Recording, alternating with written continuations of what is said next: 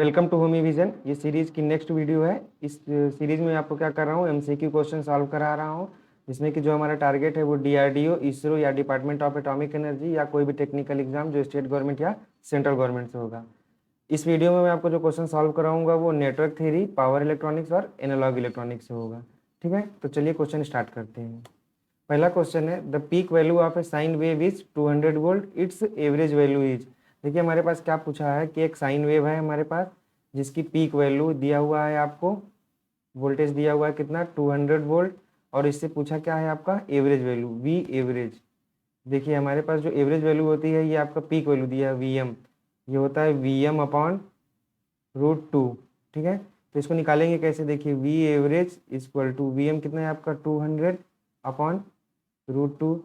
इसको लिखेंगे √2 × √2 × 100, correct, upon √2। ये इससे कैंसिल हो जाएगा और आपका आएगा कितना, √2 की वैल्यू कितनी होती है 1.414 × 100, ये हो जाएगा आपका 141.4। ठीक है, यही आपका है आंसर। तो इसका ऑप्शन कौन सही है, बी। नेक्स्ट क्वेश्चन देखते हैं। नेक्स्ट क्वेश्चन है, if two sine wave of the same frequency have a phase difference of pi radian, ठीक है, then both will reach their minimum value at the same instant. ठीक है, both will reach their maximum value at the same instant. ठीक है, when one wave reaches its maximum value the other will reaches its minimum value. ठीक है, none of the above. ठीक है, इसको देखते हैं। देखिए पहली वेव ये है हमारी, यहाँ पे पहली वेव हमारी ये है। ठीक है, ये होता है आपका यहाँ पे पाई डिग्री है, यहाँ पे आपका 2 पाई है। अभी कह रहा है दूसरी वेव जो है हमारे पास कितना है, पाई डिग्री, यानी कि 180 डिग्री का फेज डिफरेंस है। अगर हम यहाँ से स्टार्ट करते हैं, ये आई और ये चली गई आपकी यहाँ पे। ठीक है, ये यहाँ ना आके ये यहाँ पे होगी, देखिए ये आई और ये एज इट इज़ यहाँ पे मतलब मैच करेगी क्योंकि 180 डिग्री फेज डिफरेंस पे है। तो क्या कह रहा है, देखिए थर्ड ऑप्शन में, when one wave reaches its maximum value the other will reach its minimum value. देखिए इन दोनों में क्या है कि 180 डिग्री का फेज डिफरेंस है, जो कि यहाँ पे क्वेश्चन में बोला हुआ है।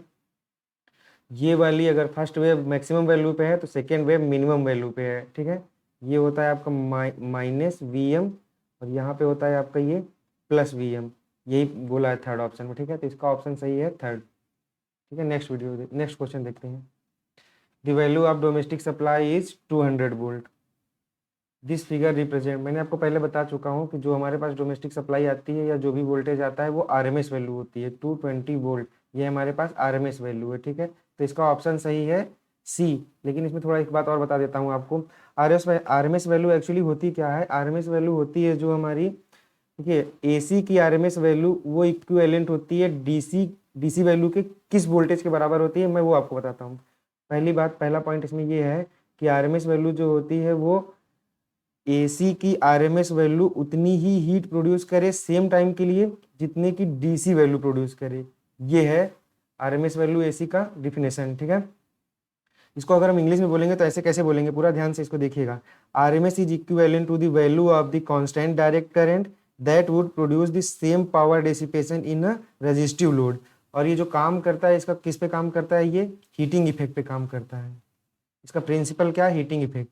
ये भी पेपर में पूछा है कई बार, इसको ध्यान रखिए कि आरएमएस वैल्यू जो डिपेंड करती है उसका प्रिंसिपल क्या है, वो हीटिंग इफेक्ट पे काम करता है। ठीक है, ठीक है, इसका ऑप्शन सही है B.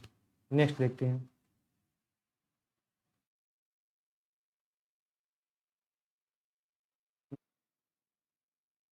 Same frequency have opposite phase when the phase angle between them is.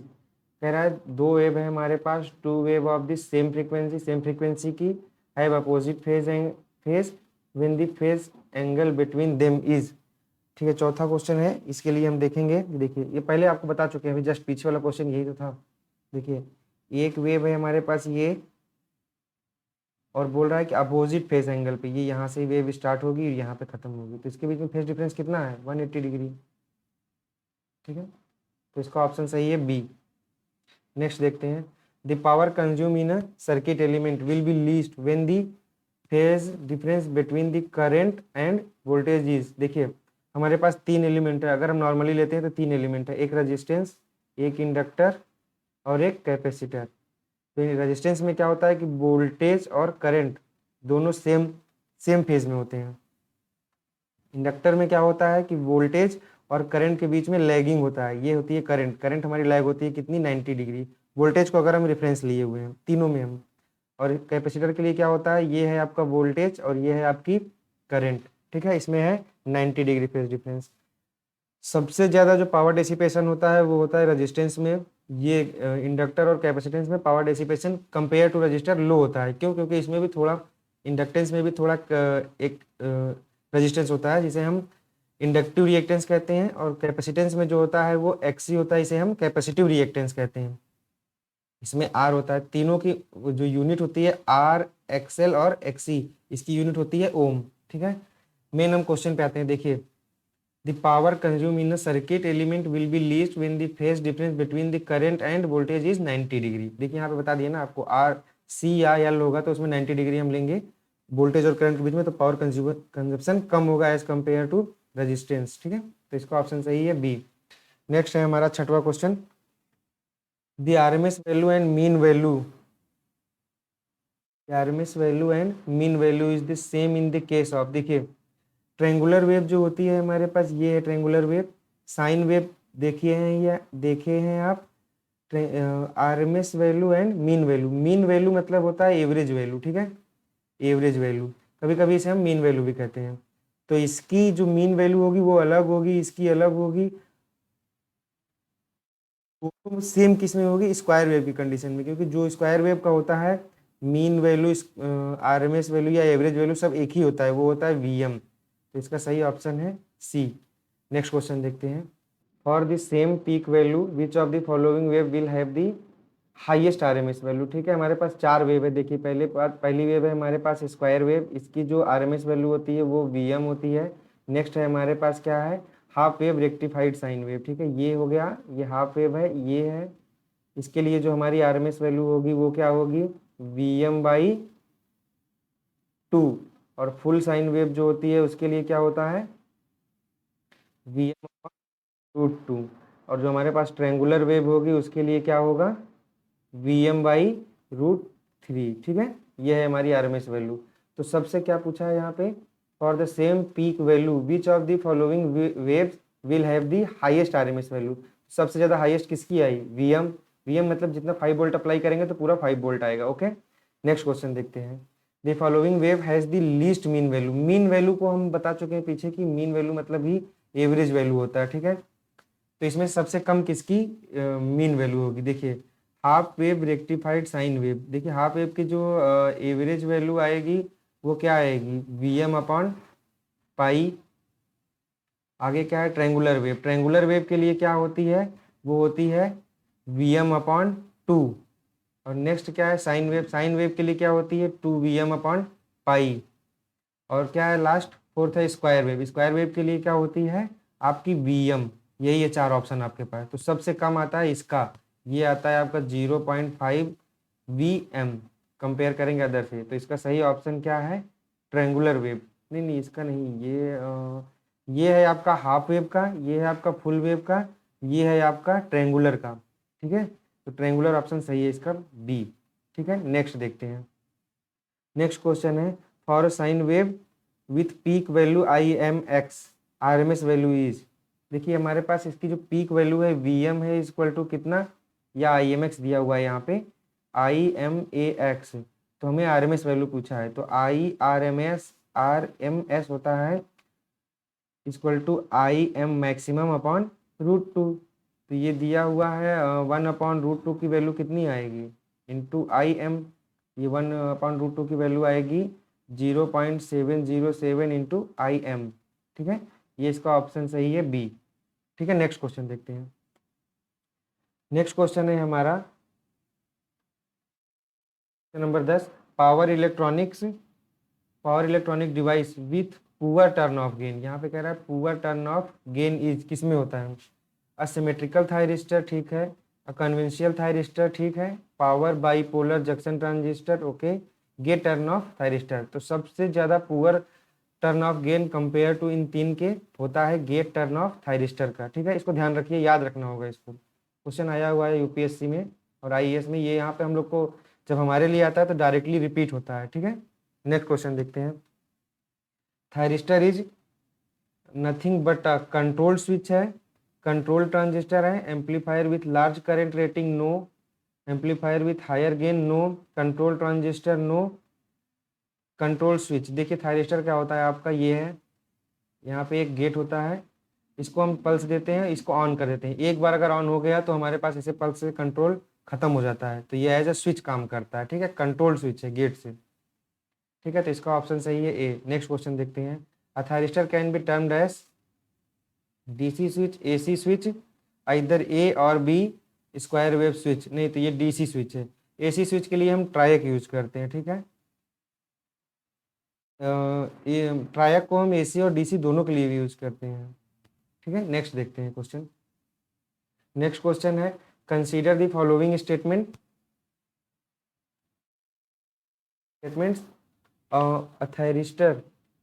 Thyristor require a turn off circuit while transistor does not. सही बात है, थायरिस्टर को हमें बंद करने के लिए एक अलग से सर्किट चाहिए होती है, जबकि ट्रांजिस्टर में ऐसा नहीं है। उसके बेस करंट को कम करो, ट्रांजिस्टर बंद हो जाता है। The voltage drop of A thyristor is less then that of A transistor. गलत, क्योंकि वोल्टेज ड्रॉप जो होता है वो थायरिस्टर के क्रॉस ज़्यादा होता है कंपेयर टू ट्रांजिस्टर। ट्रांजिस्टर के क्रॉस कितना होता है, जर्मेनियम हुआ तो 0.3 वोल्ट, जर्मेनियम हुआ तो 0.3 वोल्ट, और सिलिकॉन हुआ तो 0.7 वोल्ट, ठीक है। तो और इसका नेक्स्ट क्या है, वो thyristor requires a continuous gate current. नहीं, बताया था अभी पीछे कि अगर एक बार थायरिस्टर से गेट से कंटिन्यूअस नहीं चाहिए, एक बार अगर आप पल्स दे दिए, ये ऑन हो गया, कंडक्शन हो गया इसमें, तो फिर आप पल्स हटा लीजिए या इस सर्किट को ओपन ही छोड़ दीजिए, ओपन सर्किट, तब भी ये कंडक्शन में रहेगा। नेक्स्ट है, a transistor draw continuous base current. ये ठीक है, तो इसका सही ऑप्शन कौन सा है, 1 और 4, ये ऑप्शन सही है डी। नेक्स्ट क्वेश्चन है, and silicon control rectifier is considered to be a semi control device because एक बार ऑन कर दो तो फिर ऑफ नहीं होता है, इसलिए ये बोल रहा है सेमी कंट्रोल्ड है। It can be turn off but not on with a gate pulse, turn off but not on with a gate pulse. नहीं, ये गलत, उल्टा बोल रहा है। हम उसको ऑन कर सकते हैं बट ऑफ नहीं कर सकते। It conducts only during 1/2 cycle of an alternating current. नहीं, it can be turn on but not off with a gate pulse. ये ठीक है, ठीक है। अभी आगे देखते हैं। It can be turn on only during 1/2 cycle of an alternating voltage. नहीं, तो इसका ऑप्शन सही है सी। गेट 2009 में आया हुआ है, आपके पास आएगा तो डायरेक्ट यहाँ से कॉपी पेस्ट होगा, लगाए रहेंगे तो पेपर में भी आ जाएगा, ठीक है। नेक्स्ट देखते हैं। A thyristor equivalent of a thyratron tube. इसको भी याद ही करना पड़ेगा आपको। Silicon control rectifier, UJT, diac, triac. A thyristor equivalent of a thyratron tube is, SCR के इक्विवेलेंट होता है, ठीक है। क्वेश्चन नंबर 16 है आपका कि thyristor are not made using germanium because, ठीक है। क्यों हम जर्मेनियम का नहीं बनाते हैं, because it is a stable semiconductor. Stable दोनों है, जर्मेनियम भी स्टेबल है और सिलिकॉन भी। Group fifth, elements can not be doped with it. इससे कोई मतलब नहीं है। Its current handling capacity is less than silicon. ये बात ठीक है। देखिए जो जर्मेनियम होता है और सिलिकॉन होता है, जर्मेनियम की करंट हैंडलिंग कैपेसिटी कम होती है as compare to germanium. Silicon की ज़्यादा होती है, अगर दोनों में कंपेयर करेंगे तब। और एक बात, ये टेम्परेचर कम कम सह सकता है कंपेयर टू सिलिकॉन, ज़्यादा सह सकता है। इसको हम 75 से 100 डिग्री सेल्सियस के लिए यूज कर सकते हैं। इसको हम 150 या 200 डिग्री सेल्सियस तक यूज करते हैं, अच्छी क्वालिटी का हुआ तो, अच्छे सेमीकंडक्टर हुआ तो बना के हम यूज करते हैं 200 डिग्री सेल्सियस तक, ठीक है। और आगे क्या, it has high leakage current, ठीक है, ये भी सही है। देखिए जब ये दोनों ऑप्शन सही हैं, यहाँ पे ये ऑप्शन दोनों सही हैं, लेकिन अगर दोनों में कंपेयर करेंगे तो हम लीकेज करंट को ज़्यादा प्रियोरिटी देते हैं। इसीलिए मैंने बोला कि आपको सारे ऑप्शन पढ़ने हैं तभी आंसर देने हैं, क्योंकि अगर आप तीसरे वाले कोई आंसर क्लिक करके चले जाते हैं ना तो गलत हो जाता, फिर इन दोनों में कंपेयर होता है। तो इस वाले में ज़्यादा सही ऑप्शन ये है। क्यों? क्योंकि जब जर्मेनियम और सिलिकॉन लेंगे तो जो जर्मेनियम में लीकेज करंट होती है वो होती है किसमें, माइक्रो एम्स में, और सिलिकॉन में जो करंट होती है वो होती है नैनो एम्स में। तो इसमें ज़्यादा प्रायोरिटी किसको मिलती है, सिलिकॉन को। इसीलिए हम silicon most of the device जो बनी होती है इलेक्ट्रॉनिक की, वो सिलिकॉन की बनी होती है। बट टेम्परेचर भी एक अच्छा रोल प्ले करता है सेमीकंडक्टर में। क्यों? क्योंकि करंट जो होती है वो लीकेज करंट अगर हमारी इंक्रीज की तो टेम्परेचर तुरंत इंक्रीज करेगा सेमीकंडक्टर में। ठीक है, तो इसका ऑप्शन सही है क्वेश्चन नंबर 16 का डी। क्वेश्चन नंबर 17 क्या है? Thyristor is a semiconductor switch which is unilateral and unstable, bilateral and unstable, नहीं यूनिलेटरल एंड बाईस्टेबल। यूनिलेटरल का मतलब ये है कि आपका करंट हो तो उसमें वन डायरेक्शन में ही फ्लो होगी, पर बाई स्टेबल है, मतलब अगर ऑन में रखेंगे तो ऑन रहेगा, ऑफ में रखेंगे तो ऑफ में रहेगा। ठीक है, बाई स्टेबल है, ऑन या ऑफ। ठीक है, इसका ऑप्शन सही है सी। नेक्स्ट देखते हैं।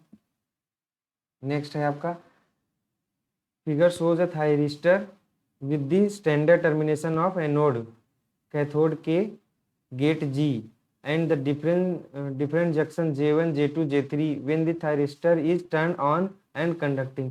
देखिए टर्न ऑन रहेगा तो कैसे रहेगा, ये आपका प्लस रहेगा, ये माइनस रहेगा। ठीक है, इस समय क्या है, ये वाला जंक्शन आपका क्या है, फॉरवर्ड बायस में है, ये वाला निगेटिव से कनेक्ट है, ये भी आपका फॉरवर्ड बायस में है। ये वाले को अगर देखेंगे आप, ये दोनों को, तो ये रिवर्स बायस में है। तो इसका सही ऑप्शन क्या है, J1 and J3 are forward bias, J2 is reverse bias. ये इसका ऑप्शन सही है बी। नेक्स्ट देखते हैं। ठीक है ना, transistor circuit IB remains constant but beta increase. देखिए हमारे पास जो इसका रिलेशन है वो होता है क्या, beta is equal to IC upon IB।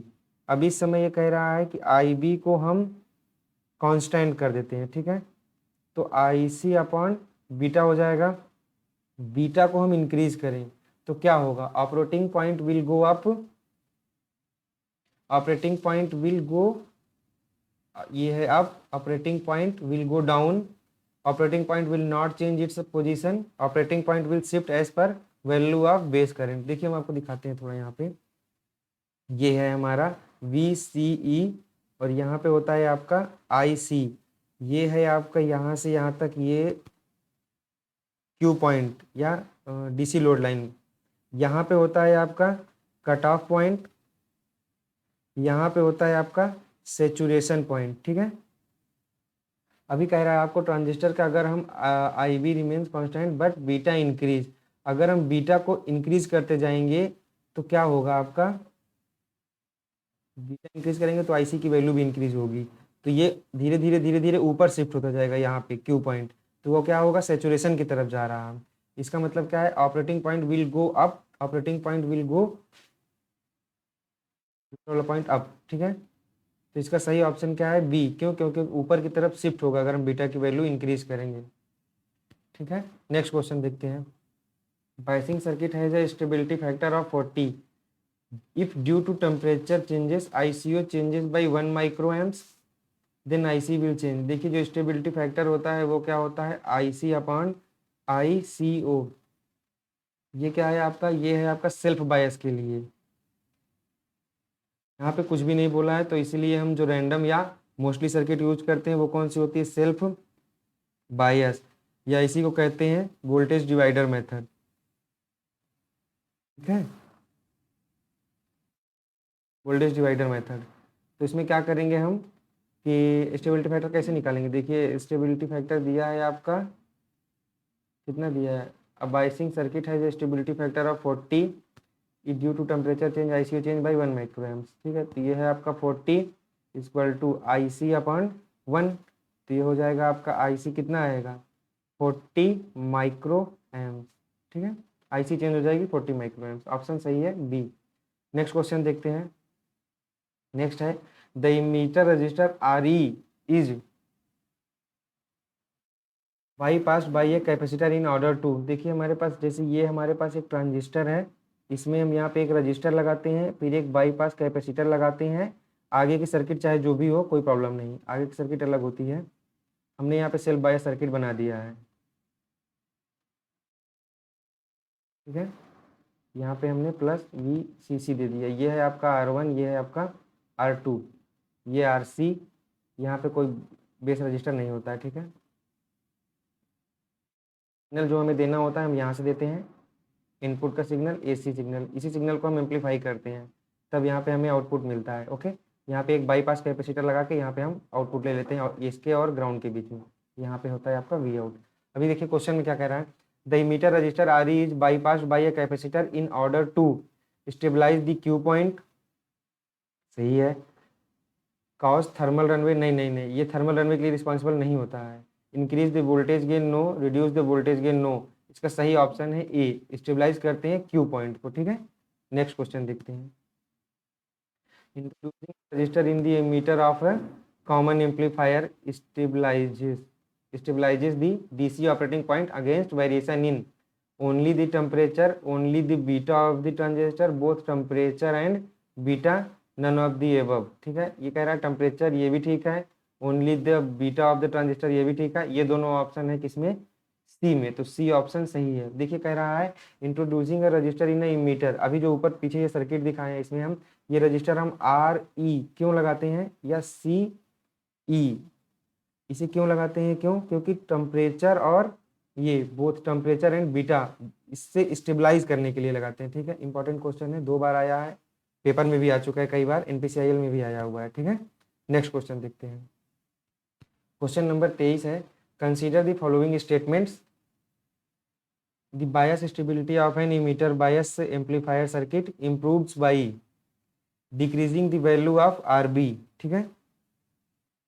देखिए ओके नेक्स्ट आगे देखते हैं, increase the value of R E, decrease the value of R E, increase the value of R B, increase the value of R C. देखिए इसमें हमको main क्या करना होता है कि बीटा एंड टेम्परेचर को हमें फिक्स करना होता है। अगर टेम्परेचर इंक्रीज करेंगे, देखिए टेम्परेचर कैसे इंक्रीज होता है, आर ई तो हमें फिक्स रखना होगा, क्यों, क्योंकि टेम्परेचर और बीटा के लिए कौन रिस्पॉन्सिबल है, आर ई, अभी पीछे के क्वेश्चन में बताया है, ठीक है। आर बी की वैल्यू आगे क्या कह रहा है यहाँ पे देखिए, आर ई ये वाला increase the value of R ई, ये ठीक है, ठीक है। क्वेश्चन नंबर 23 का है ये क्वेश्चन, ये increase the value of R E, RB की वैल्यू हम बहुत ज़्यादा डिक्रीज नहीं कर सकते हैं, क्यों, अगर आरबी की वैल्यू हम बहुत ज़्यादा डिक्रीज कर देंगे तो ट्रांजिस्टर जो है हमारा वो टर्न ऑफ हो जाएगा। एक फिक्स वैल्यू चाहिए मिनिमम उसको टर्न ऑन कंडीशन में रखने के लिए। Decrease the value of R ई की वैल्यू अगर हम डिक्रीज करेंगे तो ट्रांजिस्टर क्या होगा कि अनस्टेबल हो जाएगा और फिर प्रॉब्लम आएगी उसमें आगे। Increase the value of R B, बहुत ज़्यादा इंक्रीज कर देंगे तब भी हमारा थर्मल रनवे की प्रॉब्लम आने लगेगी। Increase the value of R C, अगर आर सी की वैल्यू हम ज़्यादा बढ़ा दिए तो लोड करंट होगी आगे जो लोड कनेक्ट होगा उसमें प्रॉब्लम आएगी और लोड ड्राइव नहीं कर पाएगा। तो इसका सही ऑप्शन क्या है, 1 और 2, तो इसका सही ऑप्शन है ए, ठीक है। नेक्स्ट क्या है, for a transistor amplifier with self bias network the following components are used, R1 इतना है, R2 इतना है, RC इतना है। The approximate value of stability factor S, देखिए आपके पास ये है आपके पास सेल्फ बायस सर्किट, यहाँ पे आपकी पावर सप्लाई लगी हुई है प्लस VCC, यहाँ पे आपका ग्राउंड है, ये कनेक्ट कर दिए। ये है आपका R1, ये है R2, ये है RE और यहाँ पे है RC। ये दोनों जो लगे होते हैं ये पैरेलल में होते हैं, ठीक है। तो RTH इक्वल टू कितना आएगा, R1 into R2 upon R1 plus R2। यहाँ पे इसकी वैल्यू है 4, यहाँ पे देखिए R1 क्या इतना 4K और ये भी 4K है, तो ये कितना आएगा 4 इंटू 4 अपॉन 4 प्लस 4, ये आ जाएगा आपका कट के पूरा 2K आएगा, ठीक है। यहाँ पे जो स्टेबिलिटी फैक्टर होगा वो कितना होता है, स्टेबिलिटी फैक्टर इसका 1 प्लस RTH अपॉन RC, तो रख लीजिए यहीं पे 1 प्लस 2 अपॉन 1 इक्वल टू 3, ठीक है। इसका स्टेबिलिटी फैक्टर आएगा 3। नेक्स्ट क्वेश्चन है, voltage divider by circuit is used in amplifier quite often because it, voltage divider method हम एम्पलीफायर में क्यों यूज करते हैं, because it limit the AC signal going to the base, नहीं, make the operating point almost independent of beta, बहुत important, सही है। Reduce the base current, नहीं, reduce the cost of the circuit, नहीं, यही है, तो इसका ऑप्शन सही है बी, ठीक है। नेक्स्ट देखते हैं। Thank you so much. अगर आपके पास कोई क्वेश्चन या सजेशन है तो आप कमेंट बॉक्स में बता सकते हैं।